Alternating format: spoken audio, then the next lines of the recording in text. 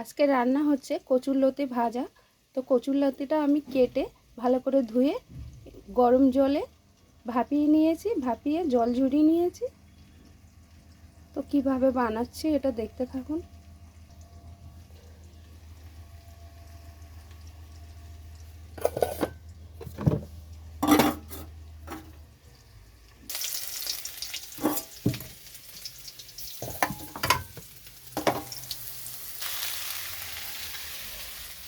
ওখানেই করিনি, এখানে কচুরলতিটা দিয়েছি।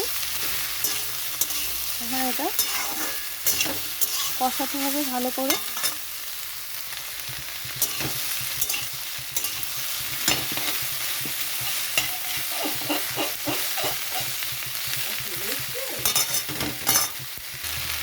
তো এখানে আমি নুন হলুদ মেখে চিংড়ি মাছটা দিয়ে দিচ্ছি।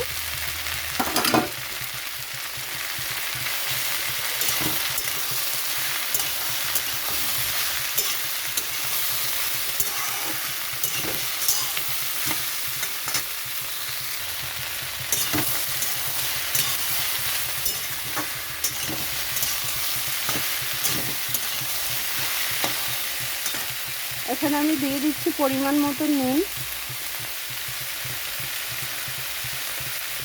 হলুদ গুঁড়ো,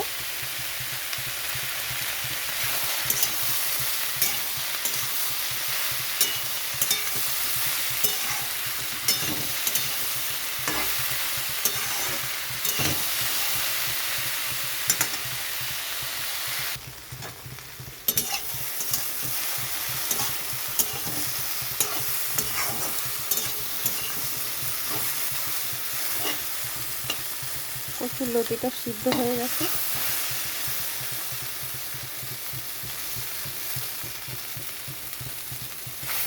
তার গ্যাসটা কমিয়ে কমিয়ে ভাজতে হবে।